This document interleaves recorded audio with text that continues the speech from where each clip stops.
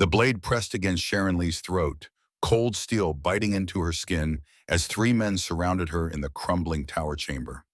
Rain hammered against the narrow windows, each drop echoing the terror pounding in her chest. The knight who had promised her protection lay motionless on the stone floor, crimson spreading beneath his armor like spilled wine. "Told you she'd be alone up here," sneered the largest of the three, his breath reeking of ale and malice. "Perfect little dove, all ready for plucking." Sharon's fingers trembled as she gripped the rough stone wall behind her, desperate for escape that didn't exist. The chamber that had been her sanctuary moments before now felt like a tomb. Through the storm's fury, she could hear the distant sounds of battle below, steel clashing against steel, men crying out in pain and rage. The siege had finally breached the outer walls. "Please," she whispered, her voice barely audible above the tempest. "I have nothing you could want." The second man, scarred and missing two fingers on his left hand, laughed harshly. "Nothing we want? Look at her, boys. Fresh as morning dew, untouched by war or hardship. We'll give you sons, girl. Strong sons to carry our names." The third man stepped closer, his eyes gleaming with predatory hunger. "Been too long since we've had something soft and clean. This siege has been nothing but mud and blood and the stench of death." Sharon's heart hammered against her ribs as she pressed herself harder against the stone. The fallen knight's sword lay just beyond her reach, its blade reflecting the lightning that split the sky. She had watched him fight valiantly to protect her, had seen him fall defending the tower's entrance. Now she was alone, truly alone, with nowhere to run and no one left to save her. Before we see how this ends, tell us where you are watching from and hype this video in the comments. The storm outside seemed to mirror the chaos in her soul as memories flooded back, carrying her to 3 months earlier when this nightmare had first begun. The morning mist clung to the valley like a shroud as Sharon Lee stood at her father's grave, the freshly turned earth dark against the autumn grass. The village of Millbrook stretched below her, its thatched roofs and smoking chimneys, a familiar comfort that would soon be lost to her forever. At 19, she was considered past marriageable age by village standards, but her father had protected her from the advances of local men, allowing her to help him with his scholarly work instead. Now he was gone, taken by the fever that had swept through the region like wildfire, and she was alone in a world that had no place for unmarried women without family or fortune. "Sharon Lee," called a voice from behind her. She turned to see Father Benedict approaching, his brown robes rustling in the morning breeze. His face bore the weight of difficult news. "Child, we must speak." She knew what was coming. The village could not support her without a husband or family to provide for her needs. The small cottage where she had lived with her father would need to be given to a family with children. Her father's books and manuscripts, his life's work in preserving local histories and genealogies, would likely be sold or burned for fuel. "Lord Aldrich has made an offer," Father Benedict said gently, his eyes avoiding hers. "He seeks a wife for his eldest son, Kenneth Edwards. The boy is simple-minded but kind-hearted. You would be well provided for." Sharon's blood turned to ice. She had seen Kenneth Edwards at market days, a man of 30 with the mind of a child, drooling and stumbling after his father like a lost puppy. Lord Aldrich was known for his cruelty, his treatment of servants barely better than slaves. The thought of being bound to that household, of bearing children to a man who could not even care for himself, filled her with revulsion. "Surely there must be another way," she pleaded. "I can work, I can read and write, I could serve as a scribe or tutor." Father Benedict shook his head sadly. "Women do not hold such positions, child. You know this. Lord Aldrich's offer is generous. He asks no dowry, requires no proof of virtue beyond what is apparent. In these troubled times, with war spreading across the land, it may be your only chance at security." The war. Everyone spoke of it in hushed tones, the conflict between rival claimants to the throne that had been tearing the kingdom apart for 2 years. Armies marched across the countryside like locusts, taking what they needed and leaving devastation in their wake. Villages that resisted were burned. Those that submitted were stripped of their young men and resources. "When must I give my answer?" Sharon asked, though she already knew she had no real choice. "Lord Aldrich expects a response within the week. The ceremony would take place before the first snows to ensure you are settled before winter's hardships begin. That night, Sharon sat among her father's books by candlelight, reading the stories he had collected about brave women who had defied fate and carved their own paths, tales of queens who had ruled in their own right, of healers who had saved kingdoms, of women who had disguised themselves as men to fight in wars or seek their fortunes. They seemed like fairy tales now, impossible dreams from a world that had never truly existed. A knock at her door interrupted her melancholy. She opened it to find Maria Patel, the baker's wife, holding a steaming loaf of bread and wearing an expression of deep concern. "I heard about Lord Aldrich's proposal," Maria said, pushing past Sharon into the cottage. "Child, you cannot accept this. I have seen how that household treats their women. Kenneth Edwards' first wife died in childbirth after barely a year of marriage. They say she was covered in bruises when they prepared her body." Sharon's hands shook as she accepted the bread. "What choice do I have? I cannot remain here unwed and unprovided for. The village council has made that clear." Maria gripped her shoulders firmly. "There are other options. Dangerous ones, perhaps, but better than a slow death in Aldrich's keep. My cousin travels with the merchant caravans that supply the armies. He says there are places in the larger cities where a woman with learning can find work, even if she must disguise her gender at first. Monasteries that need scribes, noble households that require tutors for their daughters. And how would I reach these places? The roads are filled with soldiers and brigands. A woman traveling alone would not survive a day." "That is the dangerous part," Maria admitted. "But there are ways. Merchant wagons sometimes carry passengers for a fee. Pilgrims travel in groups for protection. It would require courage and luck, but it would be your own choice, your own life." Sharon spent the next 3 days in agonized deliberation, walking the familiar paths of her childhood while wrestling with an impossible decision: stay and accept a marriage that felt like a death sentence, or flee into an uncertain world where death might come more quickly, but at least with dignity intact. On the fourth morning, her choice was made for her. She woke to the sound of horses thundering through the village, armed men shouting orders and banging on doors. From her window, she could see soldiers wearing the colors of Lord Aldrich. But these were not the usual tax collectors or message bearers. These men had the hard look of mercenaries, their weapons drawn and ready. Sharon dressed quickly and slipped out her back door, making her way through the vegetable gardens to Maria's bakery. She found the entire Patel family huddled inside, their faces pale with fear. "What's happening?" Sharon whispered. "Lord Aldrich is dead," Maria's husband replied grimly. "Killed 3 days ago when enemy forces overran his keep. His son Kenneth Edwards died with him. These soldiers are retreating, taking what they can carry before the enemy arrives." Sharon's heart lurched. If Lord Aldrich was dead, then her arranged marriage was void, but it also meant the protection his name might have offered was gone. The soldiers outside were not bound by any lord's commands or local customs. They were desperate men in full retreat, taking what they wanted by force. "They're conscripting the young men," Maria added quietly, "taking them to serve as foot soldiers. And the women?" She didn't finish the sentence. Through the bakery's front window, Sharon could see soldiers dragging teenage boys from their homes while their mothers wept and pleaded. Other men were loading wagons with grain, livestock, anything of value. The village that had been her entire world was being stripped bare before her eyes. "There's a group of us planning to flee into the forest," Maria's eldest son whispered. "We know the old hunting paths. If we can reach the abbey at Thornwick, we might find sanctuary there."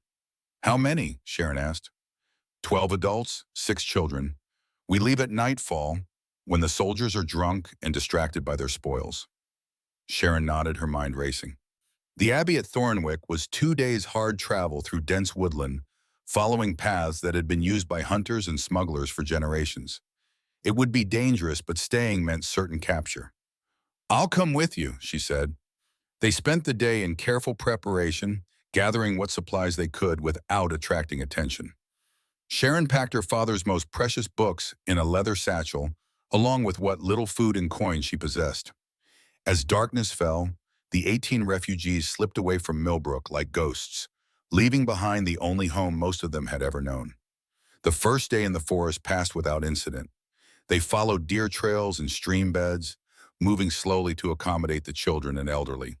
Sharon found herself walking beside Judith Smith, a widow whose husband had died in the early days of the war, leaving her with two young daughters. "I never thought I'd see the day when Millbrook would fall," Judith said quietly as they rested beside a small creek. "My family has lived there for 6 generations." "Do you think we'll ever be able to return?" asked one of the younger men, Eric Kelly, who had been apprenticed to the village blacksmith. "Not as it was," replied Mark Roberts, an older farmer who knew the forest paths better than anyone. "Even if the war ends tomorrow, it will take years to rebuild what's been lost. And there's no guarantee the same lords will rule when the dust settles." That night they camped in a grove of ancient oaks, taking turns keeping watch while the others slept fitfully on beds of fallen leaves. Sharon lay awake staring at the stars through the canopy above, wondering if she would live to see another autumn. The second day brought rain and the first sign of pursuit. Mark Roberts, scouting ahead, returned with news that made everyone's blood run cold. "Soldiers," he reported grimly. "6 of them following our trail. They're maybe 4 hours behind us, moving fast." The group held a hurried council. They were still half a day from the Abbey, and the children were already exhausted from the difficult journey. The soldiers would catch them long before they reached sanctuary. "We need to split up," Mark decided. "Some of us will continue toward the Abbey with the children. Others will double back and create a false trail to draw the pursuit away." "I'll go with the decoy group," Sharon volunteered immediately. "No," Judith protested. "You're young and unmarried. If they catch you, if they catch any of us, we're all dead or worse," Sharon replied firmly. "At least this way some of us might survive." In the end, 6 adults volunteered for the decoy mission, while the others continued toward the Abbey with the children. Sharon found herself traveling with Mark Roberts, Eric Kelly, and 3 others, moving deliberately through the forest to leave clear signs of their passage while trying to lead their pursuers away from the main group. They had been walking for 2 hours when they heard the sound of horses crashing through the underbrush behind them. The soldiers had found their trail and were closing fast. "Run, Mark commanded, and they scattered like startled deer. Sharon crashed through brambles and leaped over fallen logs, her heart hammering as she heard shouts and curses behind her. A crossbow bolt whistled past her ear and buried itself in a tree trunk. She changed direction, following a game trail that led deeper into the forest, hoping to lose herself in the dense undergrowth.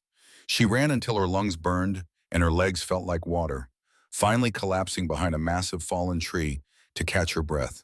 The forest around her was eerily quiet. No sounds of pursuit, no voices calling to each other. Either she had successfully escaped, or the soldiers had given up the chase to focus on easier prey. As the hours passed and darkness began to fall, Sharon realized she was completely lost. The game trail had petered out, and she could no longer determine which direction led toward the Abbey. Every tree looked the same in the gathering gloom, every shadow potentially hiding danger. She spent a miserable night huddled in a hollow beneath the roots of an enormous oak, shivering in her damp clothes and starting at every sound. When dawn finally came, she was weak with hunger and exhaustion, her water supply nearly gone. It was then that she heard the sound of a horse approaching. Sharon pressed herself deeper into her hiding place, praying that whoever was coming would pass by without noticing her. Through the gaps in the roots, she could see a single rider moving slowly along what appeared to be a proper path. The horse was a destrier, in knight's mount, and its rider wore mail and carried a sword. As the horse drew closer, Sharon could see that its rider was wounded. Blood stained his surcoat, and he swayed slightly in the saddle as if struggling to stay conscious. His colors were unfamiliar to her, neither Lord Aldrich's nor those of his enemies that she had seen. The knight suddenly pulled up short, his head turning in her direction. For a moment their eyes met through the tangle of roots, and Sharon saw that his face was young, perhaps only a few years older than herself, with dark hair and intelligent brown eyes. "Are you hurt?" he asked quietly, his voice carrying a slight accent she couldn't place. Sharon remained frozen, unsure whether to trust this stranger or continue hiding.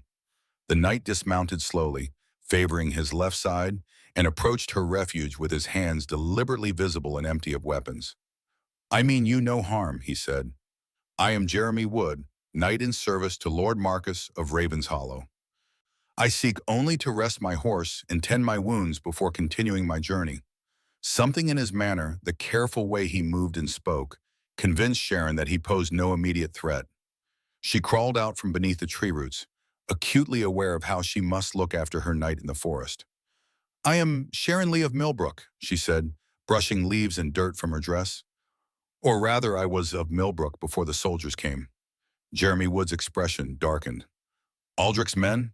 Yes, though Lord Aldrich himself is dead. These were mercenaries in retreat, taking what they could before fleeing the region. The knight nodded grimly. I have seen their work in 3 villages already. The war has turned men into beasts. He studied her face carefully. You are traveling alone? Sharon hesitated, then decided on partial truth. I was separated from my companions during the night. We were trying to reach the abbey at Thornwick. Thornwick has fallen, Jeremy said quietly, burned 2 days ago by the same forces that took Aldrich's keep. The monks fled or died defending their sanctuary. The news hit Sharon like a physical blow. If the abbey was gone, then the others from her village had fled toward nothing but death or capture. All their sacrifice had been for nothing. Where will you go now? Jeremy asked. I don't know, Sharon admitted, the full weight of her situation finally crushing down upon her. I have nowhere left to run. Jeremy Wood studied the young woman before him with careful eyes, noting the intelligence in her gaze despite her obvious exhaustion and despair. Her clothes marked her as common-born, but her speech and bearing suggested education beyond what most peasants received. There was something about her that reminded him of his own sister, lost to the war's early violence. I am bound for Greystone Castle, he said after a moment's consideration. Lord Marcus has charged me with delivering a message to the garrison there. It lies 3 days' ride to the north, in lands still held by forces loyal to the rightful king. You could travel with me if you wish. Sharon's eyes widened with surprise and hope. You would do that for a stranger? These are not times when good people should abandon each other to face the darkness alone, Jeremy replied simply. Besides, my horse could use the rest, and I could use the company. The roads are dangerous for solitary travelers. It was true, though not the whole truth. Jeremy had been riding hard for 5 days, carrying urgent intelligence about enemy troop movements to the commander at Greystone. His wound, taken during a skirmish with scouts 2 days prior, was worse than he had initially thought. The arrowhead had gone deep into his side, and despite his attempts to clean and bind it, infection was setting in. He might not survive the journey alone. I have little to offer in return, Sharon said. I can tend wounds and have some knowledge of herbs, if that would be useful. Jeremy's hand moved unconsciously to his injured side. That would be most welcome. They made an unlikely pair as they traveled north together, the wounded knight and the displaced village girl. Jeremy's destrier, a massive bay stallion named Thunder, carried them both with patient strength while Jeremy fought to stay conscious through waves of fever and pain. Sharon proved to be an excellent traveling companion. She had indeed learned herb lore from her father's books, and her careful tending of Jeremy's wound probably saved his life. She also possessed an encyclopedic knowledge of local geography, gleaned from years of helping her father document village histories and genealogies. Your father was a scholar? Jeremy asked on their second day together as they rested beside a stream. Of sorts, Sharon replied, carefully cleaning his wound with water she had boiled over their small fire. He collected stories and recorded family lineages for the surrounding villages. He said that preserving the past was the only way to build a proper future. A wise man, what happened to his work when you fled? Sharon's hands stilled for a moment. I brought what I could carry. The rest. She shrugged, but Jeremy could see the pain in her eyes. Perhaps it can be recovered when the war ends, he offered gently. Perhaps, but they both knew that was unlikely. Villages like Millbrook, once destroyed, were rarely rebuilt in the same places or by the same people. As they traveled, Jeremy found himself sharing more of his own story than he had intended. He was the second son of a minor lord whose lands had been overrun in the war's first year. His family was scattered or dead, their castle now held by enemy forces.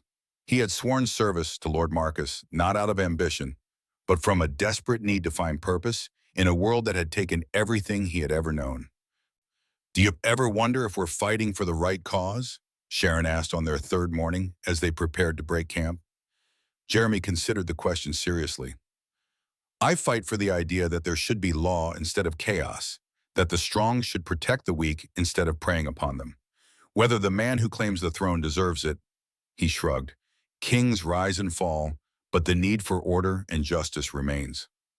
My father used to say that the common people suffer regardless of which lord rules over them, that the only thing that changes is the color of the banners under which they're oppressed. Your father was a cynic, but not wrong, Jeremy admitted. Still, some lords are better than others. Some actually try to protect their people instead of simply using them. Is Lord Marcus such a man? I believe so. I have served him for 2 years now, and I have seen him share his own rations with hungry villagers, seen him risk his life to defend settlements that offered him no strategic advantage. He is not perfect, but he tries to be honorable. They reached the outskirts of Greystone Castle's lands as the sun was setting on their third day of travel.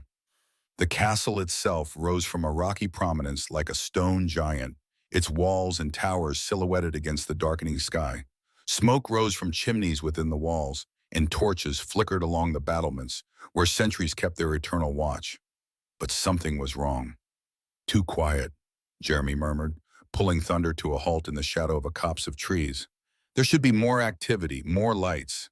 As they watched, they could see that several sections of the outer wall had been damaged, stones scattered at their base like broken teeth. The main gate hung askew on its hinges, and no guards were visible at the entrance. It's been taken, Sharon whispered. Jeremy's jaw tightened. If Greystone had fallen, then Lord Marcus's entire northern strategy was in ruins. The message he carried would never reach its intended recipient, and the intelligence it contained about enemy troop movements was now useless. We need to get closer, he said grimly. I have to know what happened here. They approached the castle carefully, using the gathering darkness in the broken terrain to mask their movement. As they drew near the outer walls, they could hear voices from within, but they were speaking in the harsh dialect of the northern kingdoms, not the local tongue. Mercenaries, Jeremy identified, probably the same company that took Aldrich's keep. They found a breach in the wall that allowed them to slip inside the outer courtyard. Bodies lay scattered among the rubble, some wearing the colors of Greystone's garrison, others in the mismatched armor of sellswords. The battle here had been fierce but brief. Moving like ghosts through the ruins, they made their way toward the keep itself. Most of the mercenaries seemed to be celebrating their victory in the Great Hall, their raucous voices echoing through the stone corridors. Jeremy and Sharon climbed a narrow stair to the tower that housed the castle's archives and message room. What are you looking for? Sharon whispered as Jeremy rifled through scattered documents. Orders? Dispatches? Anything that might tell us where Lord Marcus is, or what his plans might be, Jeremy replied. If Greystone has fallen, he needs to know immediately. They found what they were looking for in a hidden compartment behind a loose stone, a collection of sealed messages, including one bearing Lord Marcus's personal seal. Jeremy broke it open and read quickly by the light of a small candle. His face went pale. He's marching north with the main army, planning to use Greystone as his base for the spring campaign. He has no idea the castle has fallen. When will he arrive? According to this, his advance guard should reach the valley below in 2 days. The main force will follow within a week. Sharon's blood ran cold. It's a trap. They're walking into a trap. Jeremy nodded grimly. Unless someone warns them. He looked at her seriously. I have to try to reach Lord Marcus before he commits his forces. But the journey will be dangerous, and I cannot ask you to. You're not asking, Sharon interrupted. I'm volunteering. You saved my life by bringing me this far. Let me help you save others.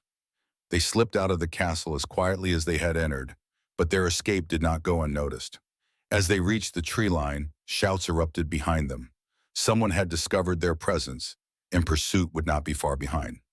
Jeremy helped Sharon onto Thunder's back and swung up behind her, his wound sending spikes of agony through his side.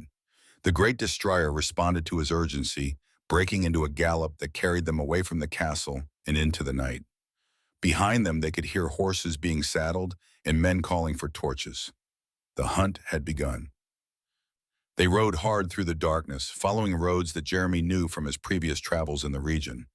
Thunder was a powerful horse, bred for war and trained for endurance, but he was carrying double weight, and his riders were both exhausted from days of travel and stress. As dawn approached, they could still hear the sounds of pursuit behind them, growing closer with each passing hour. Jeremy's wound had reopened from the jarring ride, and blood was soaking through his shirt. Sharon could feel his strength ebbing as he fought to stay conscious. "There," she said, pointing to a cluster of buildings ahead. "Is that a village?" Jeremy squinted through his fever-induced haze.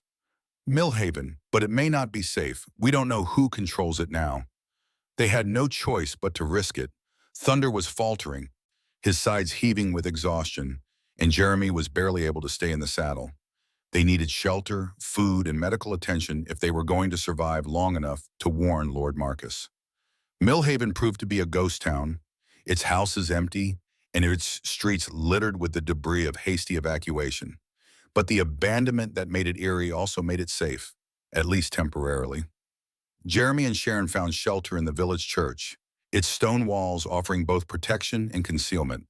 Sharon helped Jeremy down from Thunder's back, alarmed by how much weight he seemed to have lost in just the few hours since they had fled Greystone.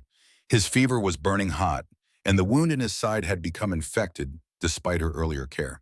"I need to clean this properly," she said, examining the injury by the light filtering through the church's stained glass windows. "And you need rest, real rest, not just a few hours snatched between rides." "We don't have time," Jeremy protested weakly. "Lord Marcus." "Lord Marcus will not be helped if you die before we can reach him," Sharon replied firmly. "Give me half a day to treat your wound and let you recover some strength. Our pursuers will expect us to keep running. They may pass right by if we're hidden well enough." Jeremy wanted to argue, but his body made the decision for him. He collapsed onto one of the wooden pews, unconsciousness claiming him before he could voice further objections. Sharon worked through the morning, using supplies she found in the abandoned houses to create poultices and clean bandages. The village had been evacuated recently enough that there were still useful items to be found. Herbs in kitchen gardens, clean cloth from abandoned laundries, even some preserved food that had been left behind in the haste to flee. As she tended Jeremy's wound, she found herself studying his face in the quiet light of the church. He was younger than she had initially thought, probably no more than 25, with a kind of strong, honest features that spoke of good breeding and better character. His hands, when she cleaned them, showed the calluses of a man who had worked with weapons since childhood, but also the ink stains of someone who spent time with books and letters. "You're not what I expected in a knight," she murmured to his unconscious form as she changed his bandages. "Most of the warriors I've heard about are brutes who care only for fighting and drinking and taking what they want from those weaker than themselves." But Jeremy Wood was different. In the days they had traveled together, she had seen him share his food without being asked, tend to his horse's needs before his own, and treat her with a courtesy and respect that had nothing to do with her station or appearance. He was, she realized, exactly the kind of man her father had told her existed in the old stories, but whom she had never expected to meet in real life. Around midday, the sound of horses in the village street brought her instantly alert. Through a crack in the church door, she could see 6 mounted men searching the abandoned buildings. These were the mercenaries from Greystone, hard-faced men with weapons drawn and murder in their eyes. Sharon held her breath as they approached the church. One of them dismounted and tried the door, but she had barred it from the inside. He rattled the handle and called to his companions. "Church is locked up tight. Probably nothing inside but altar goods." "Check it anyway," commanded their leader, a scarred man with dead eyes. "They could be hiding anywhere." The mercenary drew his sword and began hacking at the wooden door. Sharon looked desperately around the church interior, searching for another exit or a better hiding place. Jeremy was still unconscious, far too weak to fight or flee. If they were discovered, they would both die. Then she remembered something from her father's stories about this region.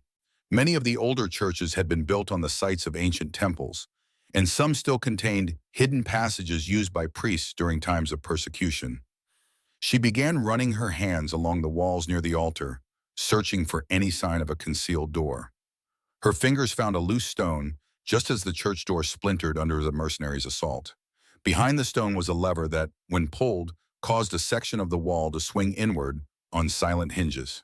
Without hesitation, Sharon grabbed Jeremy under the arms and dragged his unconscious form into the hidden passage, pulling the door shut behind them just as the mercenaries burst into the church proper. The passage was narrow and dark, carved from living rock and barely wide enough for two people. Sharon could hear the men searching the church above, overturning pews and smashing anything that might conceal a hiding place. She pressed herself against Jeremy's still form in the darkness, feeling his labored breathing against her cheek and praying that his fever would not cause him to cry out. After what felt like hours but was probably only minutes, the sounds of destruction faded. The mercenaries had found nothing and were moving on to search other buildings. Sharon waited until she was certain they were gone before allowing herself to breathe normally again. Jeremy stirred in the darkness, his fever breaking at last. "Where are we?" he whispered. "Safe," Sharon replied simply. "For now." They emerged from the hidden passage as evening shadows began to lengthen across the abandoned village. Jeremy was weak but lucid, his fever finally broken thanks to Sharon's careful nursing and the enforced rest. The mercenaries had moved on, apparently convinced that their quarry had continued fleeing rather than stopping to hide. "We need to reach Lord Marcus tonight," Jeremy said as Sharon helped him to his feet. "Every hour we delay increases the chance that he'll march into the trap at Greystone." "Can you ride?" Sharon asked, studying his pale face with concern. "I'll have to. Thunder has had time to rest and graze. He should be strong enough to carry us both for one more hard push." They found the destrier in the church's small graveyard, where Sharon had hidden him behind a large memorial stone. The horse seemed refreshed by his rest and the grass he had found among the graves. Jeremy mounted with difficulty, and Sharon swung up behind him, settling herself carefully to avoid jarring his wounded side. "Which way?" she asked. Jeremy pointed north toward a gap in the hills that was barely visible in the gathering dusk. Lord Marcus was planning to approach Greystone through Whitmore Pass. If we can reach the pass before his advance guard, we can intercept them there. The ride through the night was a nightmare of endurance and determination. Jeremy's strength came and went in waves, and more than once Sharon had to take the reins when he swayed dangerously in the saddle. Thunder seemed to sense the urgency of their mission, picking his way carefully along treacherous mountain paths in the darkness, never putting a foot wrong despite the difficult terrain. As dawn approached, they could see the entrance to Whitmore Pass ahead of them, a narrow defile between towering cliffs that would funnel any approaching army into a confined space. It was the perfect place for an ambush, but also the perfect place to intercept friendly forces before they walked into danger. "There," Sharon said, pointing to a column of smoke rising from beyond the pass. "Cooking fires?" Jeremy nodded grimly. "Lord Marcus's advance guard." "Dossa. They're probably planning to scout Greystone today before the main army arrives." He urged Thunder forward with the last of his strength. "We have to reach them before they move out." They found the camp just as the soldiers were beginning to stir, preparing for the day's march. Sharon had never seen so many armed men in one place.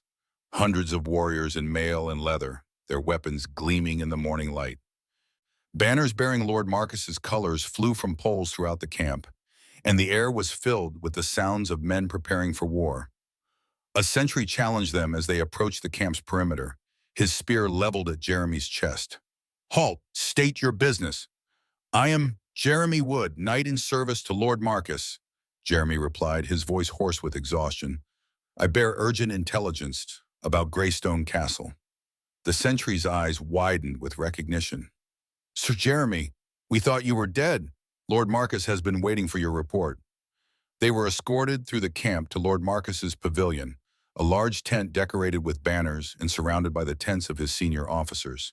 Sharon felt out of place among all the military pageantry, acutely aware of her common dress and travel-stained appearance. Lord Marcus himself emerged from the pavilion as they approached, a man in his 40s with graying hair and the bearing of someone accustomed to command. His face showed relief at seeing Jeremy alive, but that relief quickly turned to concern as he took in the knight's obvious injuries and exhaustion. "Jeremy, thank God you're safe. We received word that Aldrich's forces had been scattered, but we heard nothing from you after that." His eyes moved to Sharon with curiosity. "And who is this?" "Sharon Lee of Millbrook, my lord," Jeremy replied, dismounting carefully from Thunder's back. She saved my life and helped me bring you vital intelligence about Greystone. Lord Marcus's expression grew serious. What news of the castle? It has fallen, my lord, taken by mercenaries 3 days ago. The garrison is dead or scattered. If you march on Greystone as planned, you'll be walking into a trap. The words hit the assembled officers like a physical blow. Their entire strategy had been built around using Greystone as a forward base for the spring campaign. If the castle was in enemy hands, they would need to completely revise their plans. You're certain of this? Lord Marcus asked. I saw it with my own eyes, my lord. Sharon and I infiltrated the castle and confirmed that it's held by enemy forces. They're expecting you to arrive, and they're prepared for a siege. Lord Marcus turned to his officers, his mind already working on the implications. Gentlemen, it seems our plans must change. If Greystone is compromised, we need to find another route north, another base of operations. What about Thornwick Abbey? Suggested one of the officers. It's well fortified and strategically positioned. Thornwick has also fallen, Sharon spoke up quietly, burned 2 days ago by the same forces that took Greystone. The officers stared at her in surprise, not expecting intelligence from a common village girl. But Lord Marcus nodded thoughtfully. It seems our enemies have been busy while we prepared our advance. What other fortifications remain in the region?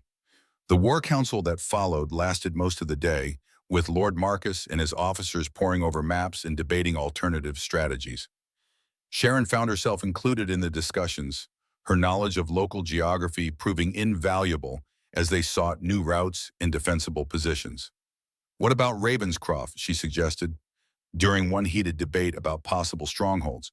It's an old fortress, supposedly abandoned, but the walls are still intact according to the stories my father collected. Ravenscroft? Lord Marcus looked intrigued.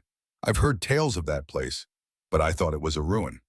The keep is damaged, but the outer walls and several of the towers remain sound, Sharon explained, drawing on her father's meticulous records. It's built on a high bluff overlooking the river valley, easily defensible and well-positioned to control the northern approaches. Jeremy, who had been resting while the council deliberated, struggled to sit up. I know Ravenscroft. I passed near it during my journey south. The girl speaks truly. The fortifications appear solid despite their age. Lord Marcus made his decision. Very well, we'll march for Ravenscroft and establish our base there while we gather intelligence about enemy positions. Jeremy, you've done excellent work bringing us this information. Rest now and recover your strength.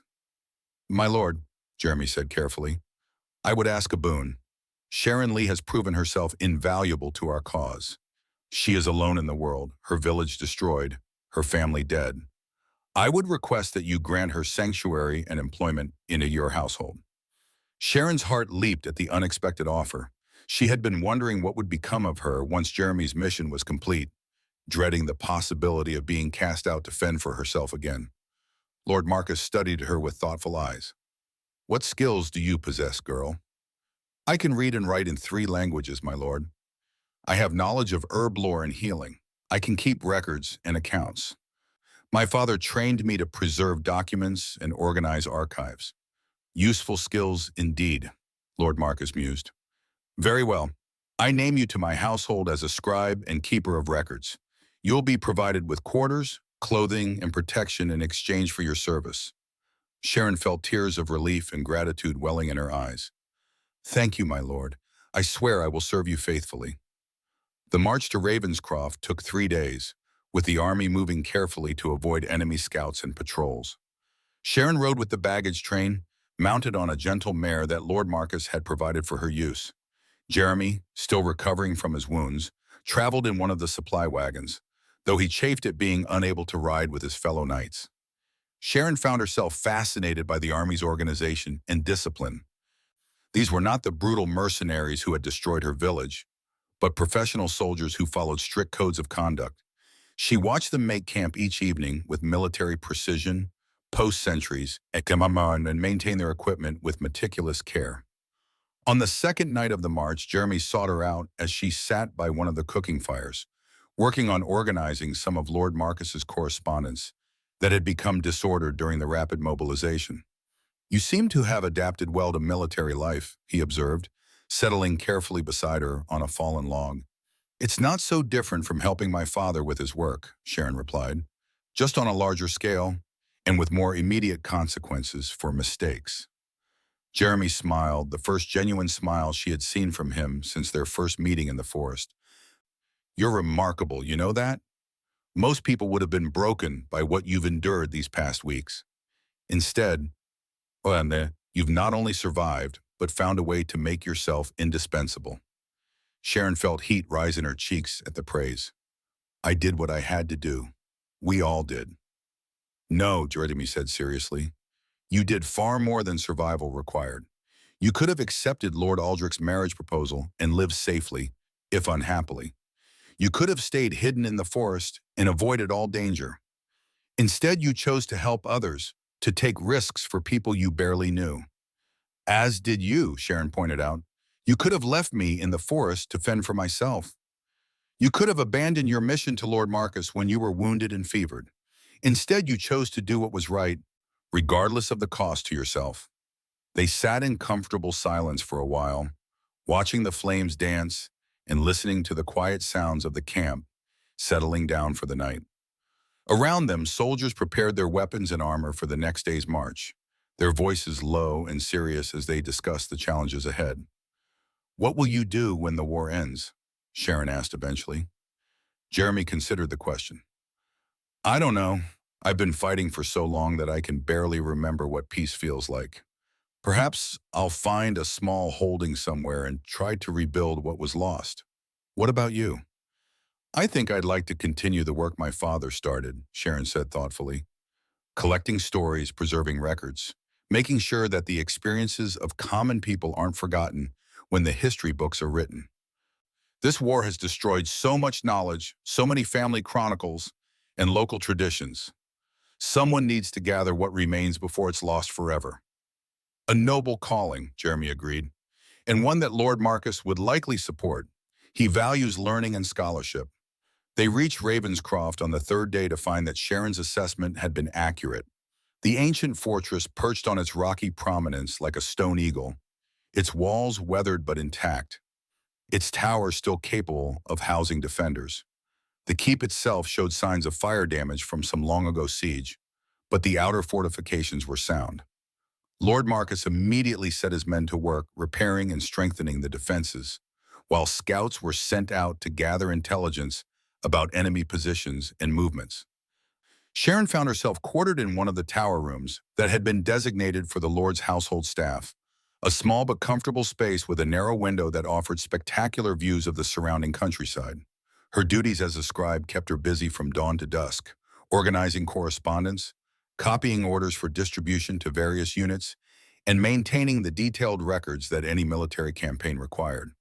She also found time to begin documenting the stories of the soldiers and camp followers, preserving their accounts of battles fought and comrades lost. Jeremy recovered quickly in the relative safety and comfort of the fortress. Within a week, he was back on his feet, though still favoring his wounded side and eager to resume his duties as one of Lord Marcus's knights. Sharon saw him daily during her work, but their conversations were necessarily brief and formal in the presence of others. It was during the second week of their stay at Ravenscroft that everything changed. Sharon was working late in the archive chamber, copying an important dispatch by candlelight, when she heard the sound of fighting from the courtyard below. Shouts and the clash of steel on steel echoed off the stone walls, followed by the distinctive whistle of crossbow bolts. She rushed to her window and looked down to see enemy soldiers pouring through a breach in the outer wall. The fortress was under attack, and the defenders were being overwhelmed by superior numbers. Sharon's first instinct was to hide, to bar her door and hope that the attackers would pass by her chamber without notice. But as she watched the battle below, she saw Jeremy fighting desperately near the main gate, surrounded by enemy soldiers and clearly outnumbered. Without conscious thought, she grabbed a crossbow from the wall where it had been left by a previous occupant and began shooting down at the attackers near Jeremy's position.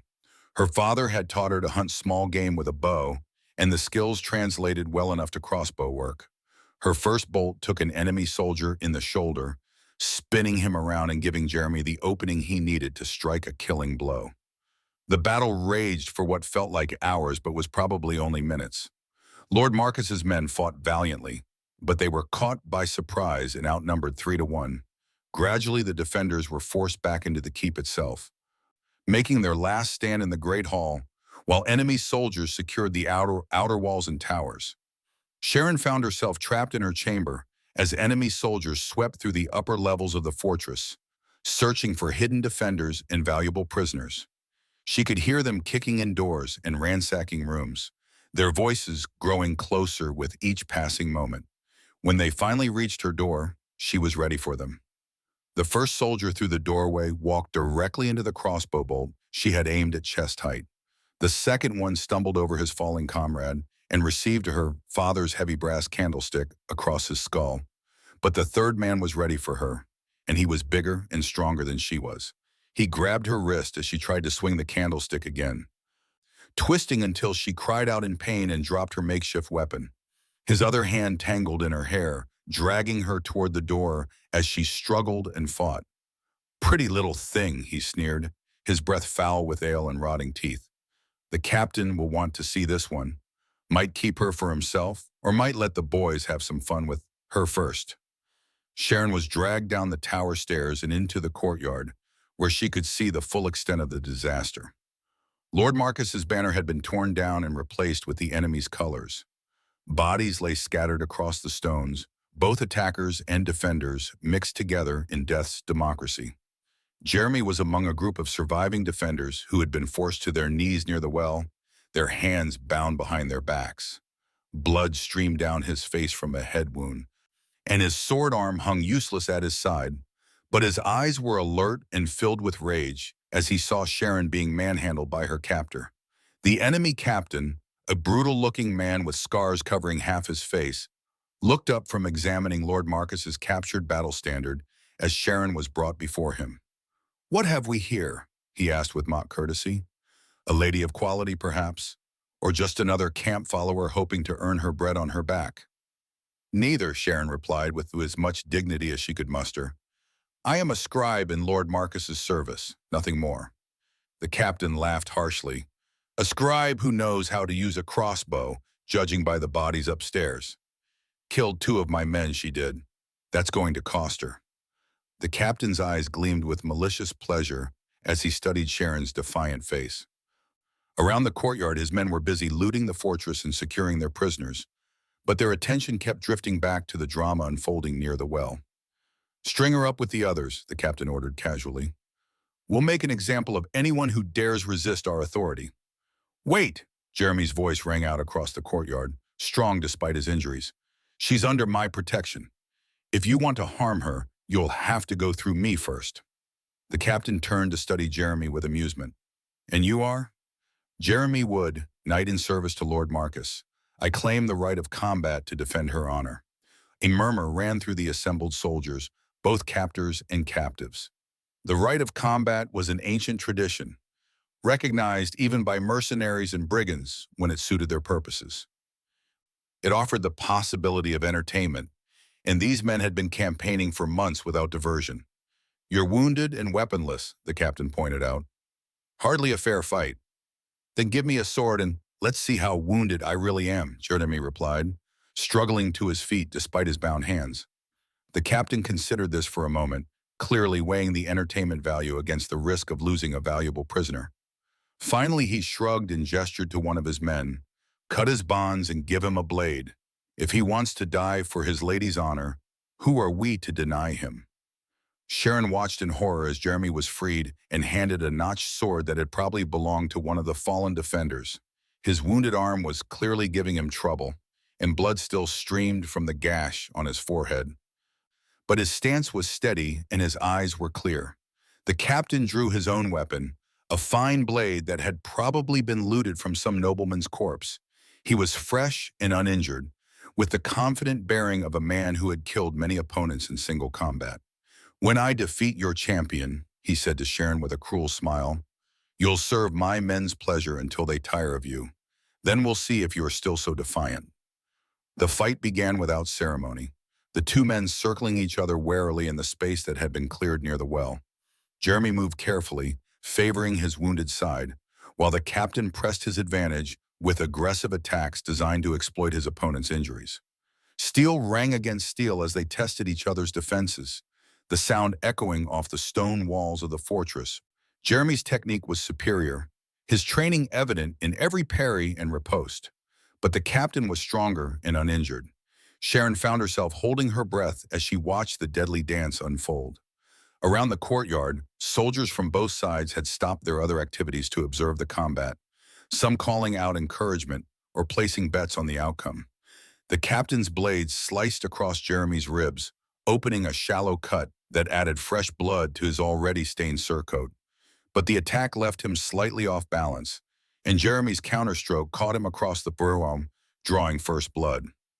"Not bad for a wounded man," the captain admitted grudgingly, stepping back to reassess his opponent. "I'm full of surprises," Jeremy replied, his breathing labored but his voice steady. They engaged again, more cautiously this time, each man having gained respect for his opponent's skill. The captain's superior strength began to tell as the fight dragged on, his attacks becoming more powerful while Jeremy's responses grew more desperate. A particularly vicious overhead blow sent Jeremy to one knee, his sword barely deflecting the strike that would have split his skull. The captain pressed his advantage, raining down blows that Jeremy could only partially block or dodge. Sharon could see that Jeremy was weakening, his movements becoming sluggish as blood loss and exhaustion took their toll. In desperation, she called out to him, "Jeremy, remember what you told me about fighting for something greater than ourselves." Her words seemed to give him new strength. He rolled aside from another crushing blow and came up inside the captain's guard, his sword point finding the gap between his opponent's mail shirt and helm. The captain staggered backward, blood pouring from the wound in his neck, his own weapon falling from nerveless fingers. He tried to speak, but only blood came out. A moment later, he collapsed to the stones, his eyes already glazing over in death. A stunned silence fell over the courtyard. The mercenaries stared at their fallen leader in disbelief, while the surviving defenders allowed themselves a moment of hope. Jeremy stood over his defeated opponent, swaying slightly but still upright. His voice, when he spoke, carried the authority of victory. "Your captain is dead," he announced to the assembled mercenaries. "By the laws of combat, his authority passes to whoever can claim it. I claim leadership of this company by right of conquest." The mercenaries looked at each other uncertainly. They were soldiers of fortune, loyal only to whoever paid them and led them to victory. With their captain dead and their immediate mission accomplished, they had no particular reason to continue fighting. "What terms do you offer?" asked the captain's lieutenant, a grizzled veteran with intelligent eyes. "Service under Lord Marcus's banner, with full pardons for past actions and regular pay," Jeremy replied without hesitation. "Or safe passage out of this region if you prefer not to change sides."